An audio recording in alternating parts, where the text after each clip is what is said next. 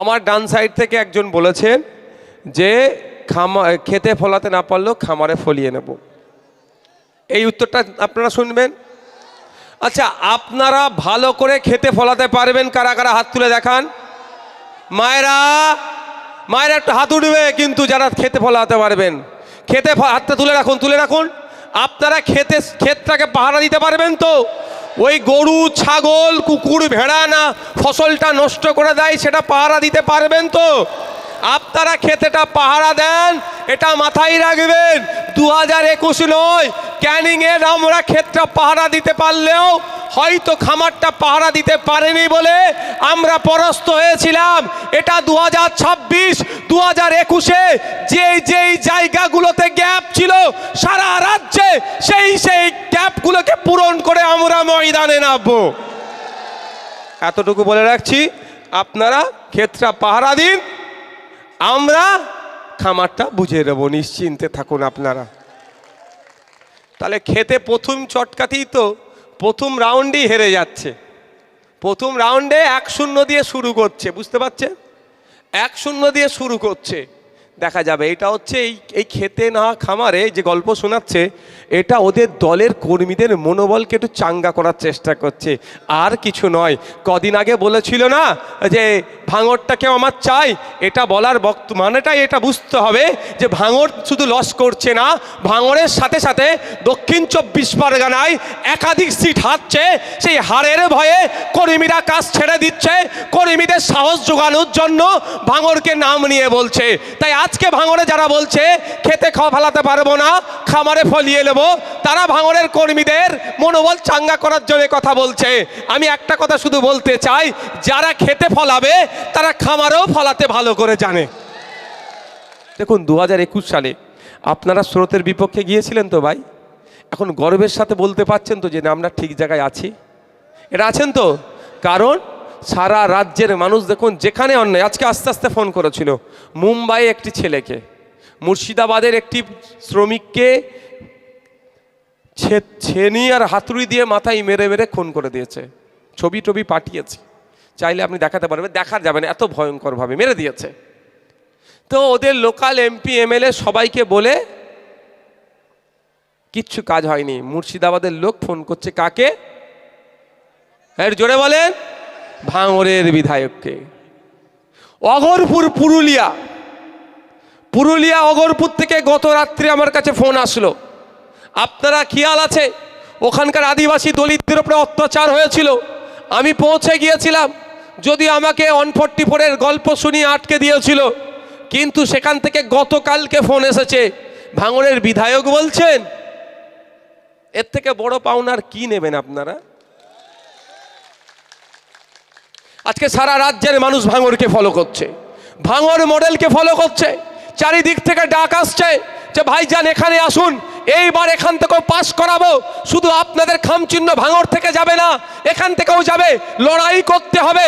লড়াইয়ের মতো 10টা যদি আমরা 2021 সালে পাঠাতাম, মমতা ব্যানার্জির আমলে অসীম সরকার যেভাবে কোরআন শরীফকে নিয়ে বাজে মন্তব্য করেছে, এতক্ষণ অসীম সরকারকে যেই শাসকে থাকুক না কেন ধরে জেলের মধ্যে রাখতো। কিন্তু দুর্ভাগ্য, বিরোধী বিধায়ক মাত্র একজন আপনি, সেই জন্য আপনাদের উপরে এত অত্যাচার হয়ে যাওয়ার পরেও আমরা বিচার পাচ্ছি না। যে ভাইজান আমরা শপথ নিচ্ছি, আগামী নির্বাচনে শুধু ভাঙড় থেকে খামচিহ্ন যাবে না, আমাদের বিধানসভা থেকেও আমরা খামচিহ্নকে পাঠাবো। ভাঙড় তো উদাহরণ তৈরি করেছে, ভাঙড় তো দৃষ্টান্ত তৈরি করেছে যাতে সারা রাজ্যের মানুষ জাত ধর্ম বর্ণ নির্বিশেষে। আপনারা দেখেছেন, আমি বারুইপাড়ার ওপর দিয়ে আসি, বারুইপাড়ায় সবজি ব্যবসায়ীদের দুরবস্থা কার শরণাপন্ন হয়েছে? কাকে বলেছে? ভাঙড়ের বিধায়ককে। জানে সেটা ভালো করে যে ভাঙড়ের বিধায়ক যদি এটাকে নিয়ে চর্চা করে একটা সুরাহা হবে। আর আমি আপনাদের বলছি, এটা অবশ্যই আমি চর্চা করবো, ওনাদেরকে কথা দিয়েছি, আমি রেলের হাওড়া ডিভিশনের কর্তাদের কাছে যে বসবো এই সমস্যাকে সুরাহা করার জন্য।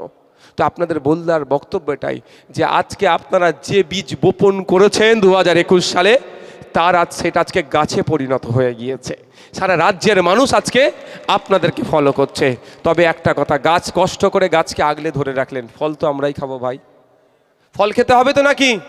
তাহলে কাগে কান নিয়ে চলে গিয়ে কাগের দিকে তাকানোর প্রয়োজন নাই, নিজের কানে হাত দিয়ে তাকান, কান আছে না নাই। এখন নওশাদ সিদ্দিকীর বিরুদ্ধে পাচ্ছে না, একটা আমার শব্দ নিয়ে ওরা আমার বিরোধিতা করতে পারছে না। আমি কেন মিথ্যে কথা বলবো ভাই?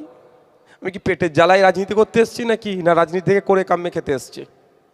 যদি রাজনীতি থেকে করে কামিয়ে খেতে আসতাম এতক্ষণ আমি ভাঙড়ের আর সংযুক্ত মোর্চা খামচিহ্নের বিধায়ক থাকতাম না, ওদের হয়ে যেতাম, তাই না? কিন্তু আমি তো ওই ধান্দায় আসিনি, আমি মানুষকে উপকার করার জন্য এসেছি। মানুষ সুযোগ দিলে করব, না সুযোগ দিলেও মানুষের জন্য চিৎকার করব।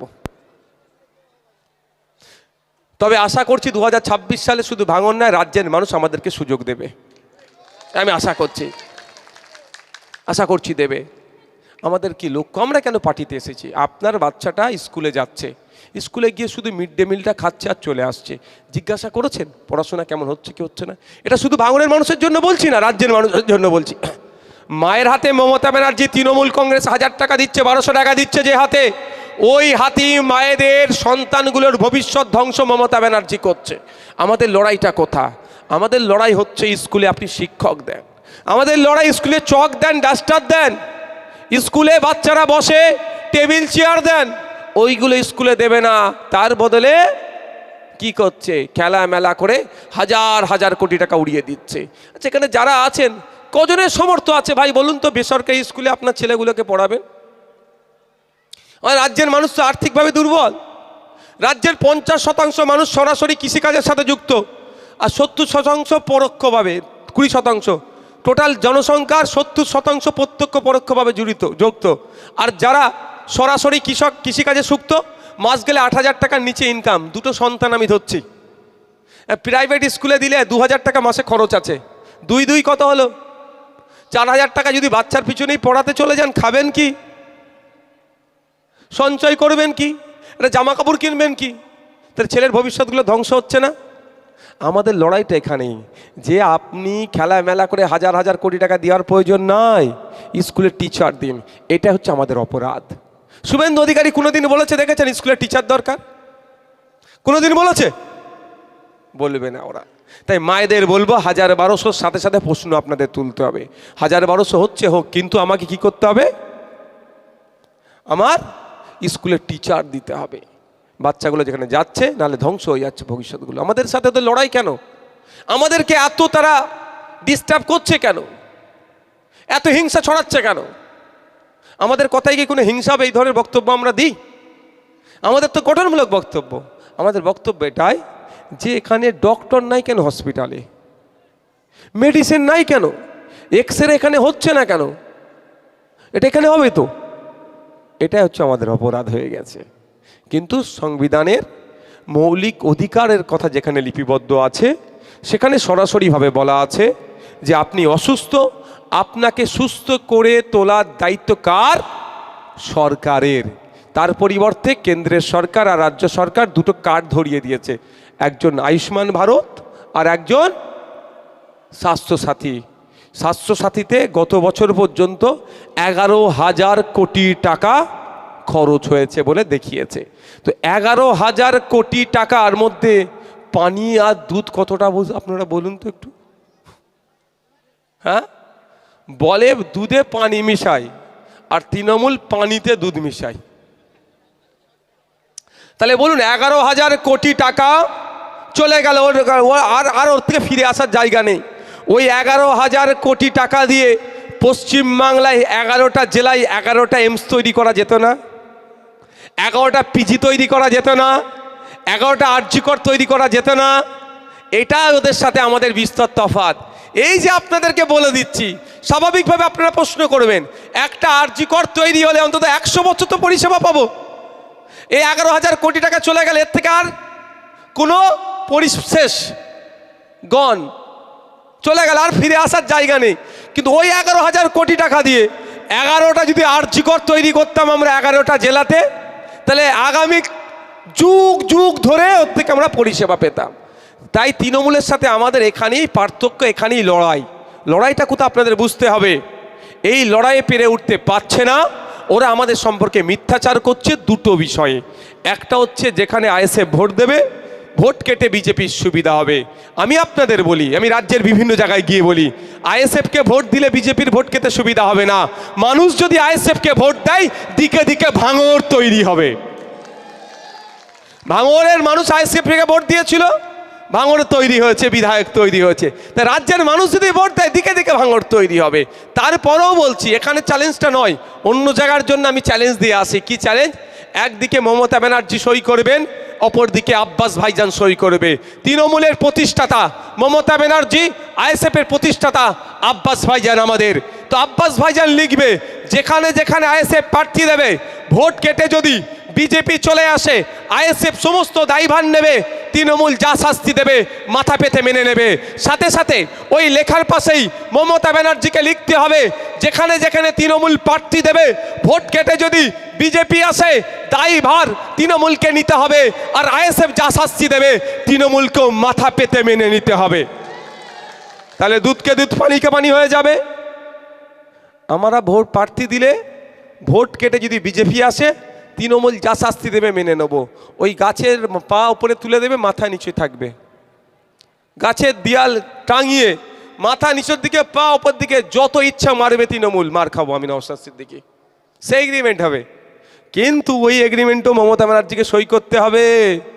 যেখানে যেখানে তৃণমূল প্রার্থী দেবে, ভোট কেটে যদি বিজেপি আসে, তখন আমরা কি করব গো? বুঝতে পেরেছ? আর বলে লাভ নেই, বললে ভয় পেয়ে যাবে, আর সই করবে না। করাতে হবে, বুঝতে পারছে, সইটা করিয়ে নিতে হবে।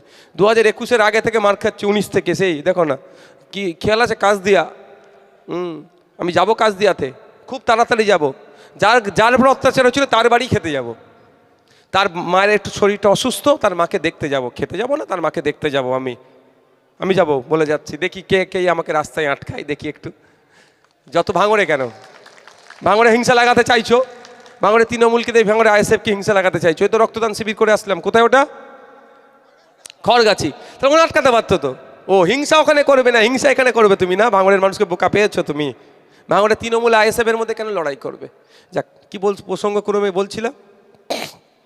তাহলে আর যদি তৃণমূল ভোট কেটে বিজেপিকে নিয়ে আসে, তাহলে আমরা শাস্তি দেব, যা মেনে নেবে, এটা লেখা হবে। অসুবিধে আছে কারো? আমরা বিজেপির বিরুদ্ধে জান প্রাণ দিয়ে লড়াই করার জন্য প্রস্তুত আছি তো নাকি?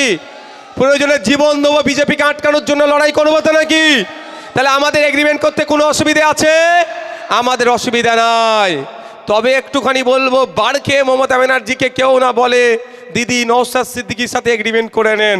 শুধু এতটুকুই বলে দেবো, 2021 সালের লিস্টটা দেখে নেবেন।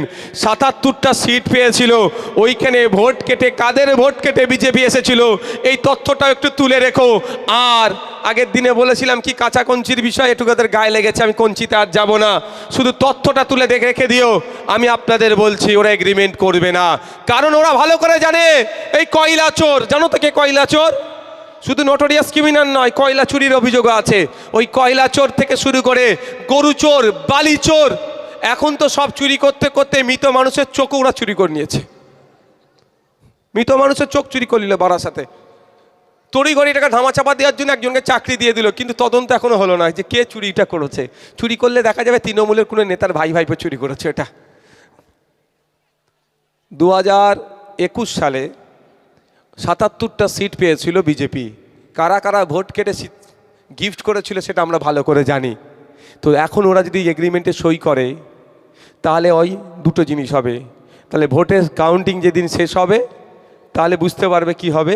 আর দ্বিতীয়টা কি হবে, আজকে যদি মমতা ব্যানার্জি সই করে দেয়, সকালে সই করলো, হয়তো আগামীকাল, আজকে আলোচনা করলো যে শানপুকুরে এসে নওশাদ সিদ্দিকী কথা বলেছে, বিজেপিকে আটকানোর জন্য লড়াই করতে প্রস্তুত আছে, বিজেপিকে আটকানোর জন্য আবার আইএসএফের সম্পর্কে যে মিথ্যাচার করছো, সেই বিষয়টা মিথ্যা প্রমাণ করার জন্য নওশাদ সিদ্দিকী, তার বড় ভাই, পার্টির প্রতিষ্ঠাতা আব্বাস ভাইজান সই করার জন্য রেডি আছে। মমতা ব্যানার্জিকে বুঝিয়ে কইয়ে যদি সই করার জন্য রেডি হয়ে যায়, তবে সই করবেন না আমি 100% নিশ্চিত। আব্বাস ভাইজান 100% নিশ্চিত সই করতে রেডি আছে, আর 100% নিশ্চিত যে তৃণমূলের সুপ্রিমো সই করবে না। তারপরেও বলছি, যদি সই করে, হয়তো আগামীকাল সকাল 10টার সময় মমতা ব্যানার্জি এগ্রিমেন্টে সই করলো, দেখবেন আগামীকাল বিকাল 5টার সময় তিহার জেলে তৃণমূলের অনেক নেতা তিহার জেলের লাল চা খাচ্ছে। মানে বিজেপিকে আটকানোর জন্য সই করছে, বিজেপি তো রেগে যাবে, বিজেপি রেগে যাবে। নাটক হচ্ছে ভাই ওদের, এটা নয় ইডি।